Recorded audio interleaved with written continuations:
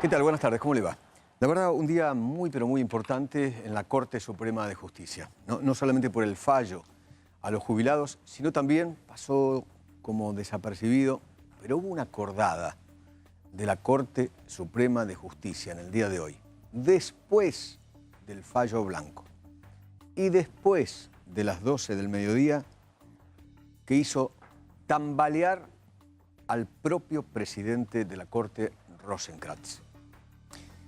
A ver, primero contarles que el fallo, en el caso Blanco, el caso que tiene que ver con jubilados, enseguida lo vamos a contar con Willy Laborda y vamos a hablar de lo que va a ser el impacto económico para el gobierno, si existe ahora, inmediatamente, si existe dentro de un año o quizás un poco más.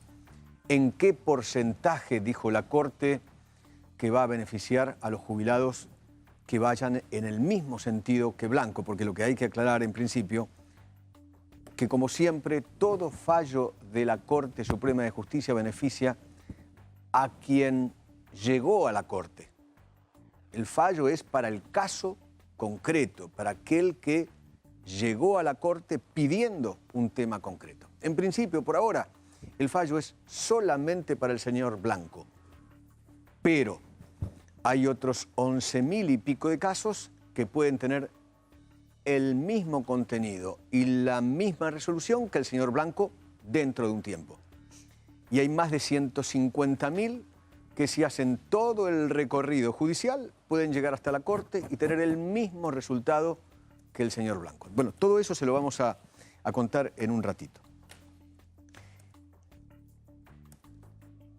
¿Cómo recibió el gobierno el fallo de la Corte Suprema de Justicia? Para gran parte del gobierno, para aquellos que manejan la mesa judicial en el gobierno, el fallo les ha parecido un fallo de un populismo previsional impresionante. En esas 20 carillas lo ven como flojos de contenido y de argumentos al fallo. Sienten que la Corte legisló, o sea, utilizó lo que en realidad es potestad del Poder Legislativo, legisló.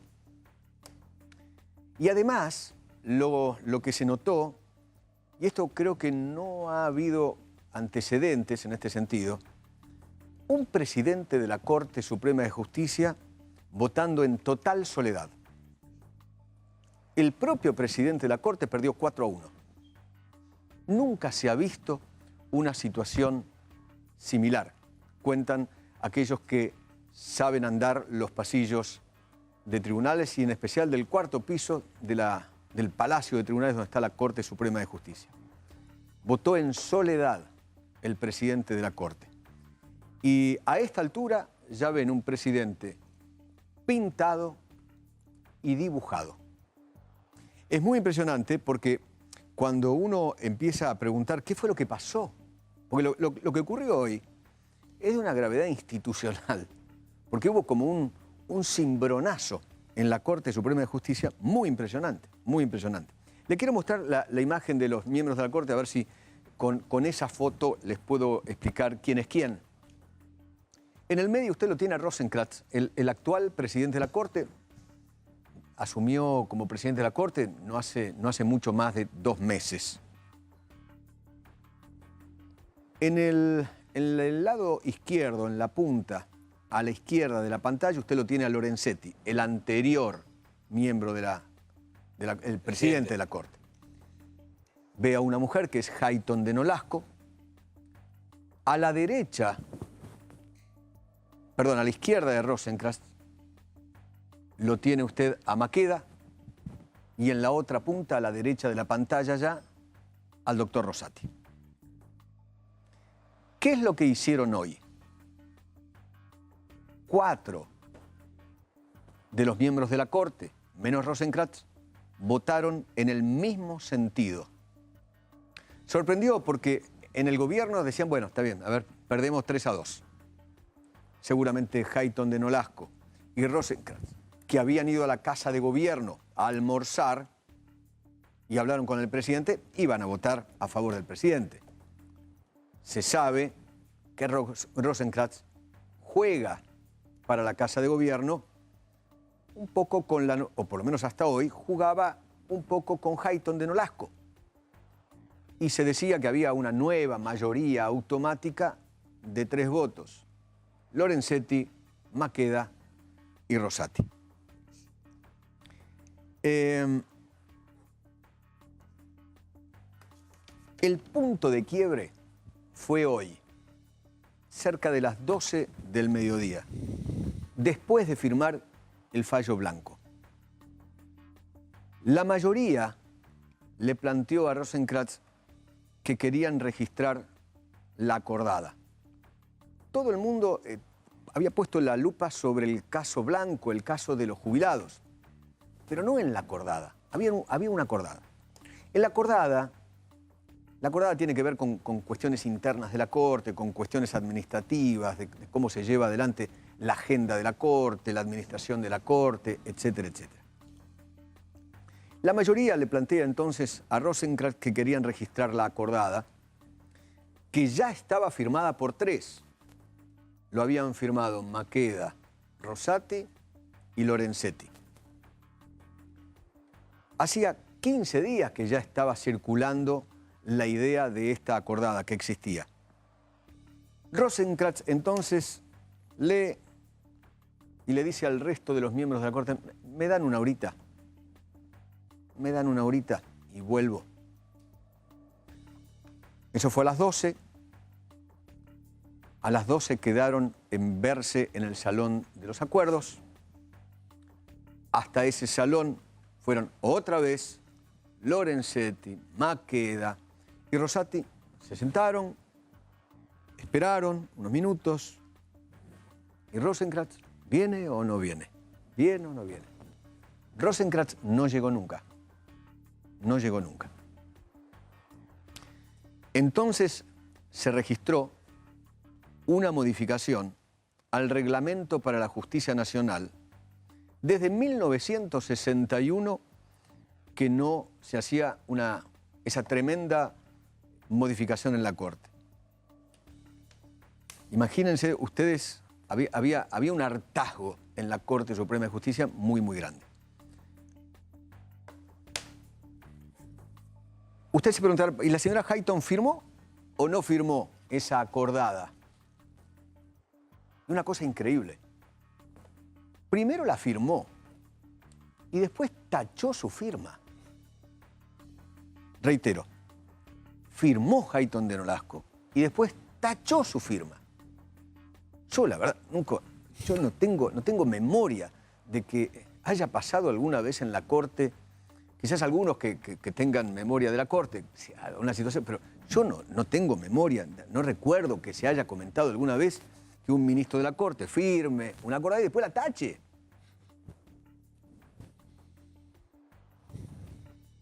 El presidente de la Corte de Rosenkrantz quedó totalmente vaciado de contenido y de poder en la Corte Suprema de Justicia. Creo que debe ser el presidente de la Corte que menos duró con poder en la Corte, en la historia de la Corte Suprema de Justicia. Esto comenzó cuando Rosenkrantz acusó a Lorenzetti de gravísimos hechos dentro de la Corte Suprema de Justicia. Y Rosenkrantz decidió ir con todo para con Lorenzetti, Maqueda y Rosati. Hasta amenazó con denunciar a sus propios colegas Rosenkrantz.